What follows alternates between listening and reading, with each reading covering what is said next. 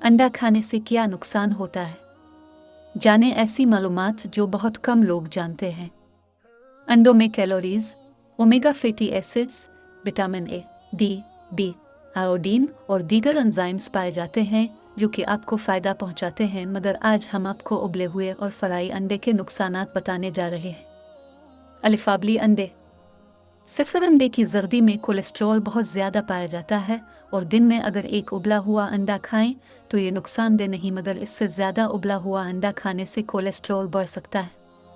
इसलिए कुछ कोशिश करें कि अंडे को काली मिर्च के साथ खाएं तो आपका वज़न कम करने में मदद मिल सकती है। अलबत्ता ज़्यादा खाने से जिस्म में मुख्तलिफ कीमियाई मरकबात बढ़ जाते हैं। इसके अलावा ब्लड प्रेशर बढ़ने की शिकायत भी हो सकती है। फ्राई अंडे। फ्राई अंडे ज़्यादा खाने से जिस्म में कैलोरीज बढ़ जाती हैं और इससे वज़न में तेज़ी से इजाफा होता है और साथ ही एक्नी के मसाइल हद से ज़्यादा बढ़ जाते हैं।